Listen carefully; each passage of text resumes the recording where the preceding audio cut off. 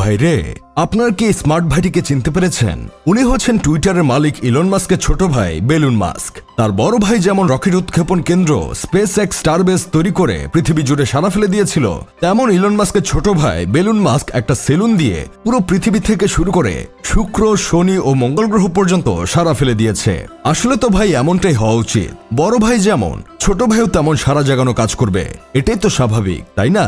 তবে তাদের মায়ের ইচ্ছা ছিল বড় ভাই ইঞ্জিনিয়ার হবে আর ছোট ভাই মিলিয়নিয়ার হবে। ঠিক তেমনটাই হয়েছে। বড় ভাই ইলন মাস্ক তো ইঞ্জিনিয়ার হয়ে অনেক কিছু আবিষ্কার করে ফেলছে, এখন তো আস্তে আস্তে রাজনীতিতে ঢুকে পড়ছে। আমরা আপনাদের একটা গোপন তথ্য শেয়ার করি, যেই তথ্য এখন পর্যন্ত কোনো দেশি ও বিদেশি মিডিয়া শেয়ার করতে পারে নাই। একদিন ইলন মাস্ক তার ছোট ভাই বেলুন মাস্ককে ডেকে নিয়ে বলছিল, তুই কি কিছু করবি নাকি বসে বসে আমার কামাই খাবি? কিছু একটা কর, আর না হয় তুই টুইটারে দায়িত্ব সামলে নে। ইলন মাস্কের এই কথায় ছোট ভাই বেলুন মাস্ক অনেক কষ্ট পায়। তারপর সে ইলন মাস্ককে বলে, আমি কেন তোমার টুইটার দেখতে যাব? আমি নিজে নিজেই কোনো ব্যবসা দাঁড় করাবো। সেই দিনের পর থেকে ইলন মাস্ক ও বেলুন মাস্কের মধ্যে একটা বিশাল ঝগড়া হয়। তাই বেলুন মাস্ক রাগ করে বাংলাদেশে চলে আসে।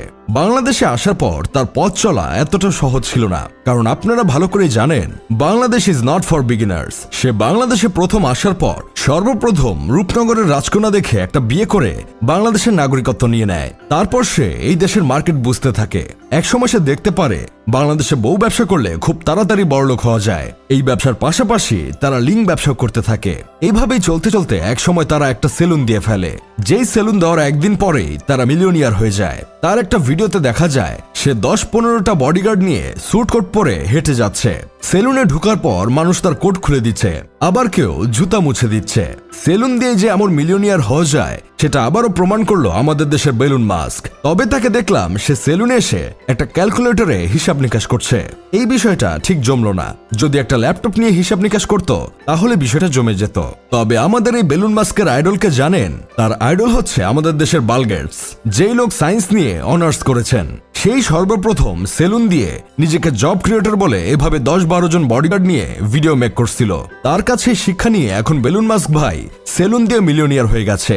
তাদের দেখা যায় অনেক চ্যানেলে গিয়ে ইন্টারভিউ দেয়, কিন্তু তারা একটা ইন্টারভিউ দিতে কত টাকা নেয় আপনারা জানেন? তারা একটা ইন্টারভিউ দেওয়ার জন্য $1,00,000 চার্জ করে থাকে। তাহলে তারা মিলিয়নিয়ার হবে না তো কি আপনি হবেন?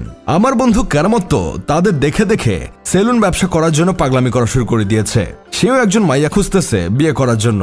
সে এখন এমন মেয়ে পাচ্ছে না যে কিনা তার সাথে বউ ব্যবসা করতে রাজি হবে। তাই আর কেরামতের বউ ব্যবসার পাশাপাশি সেলুন ব্যবসা করে মিলিয়নিয়ার হওয়া হচ্ছে না।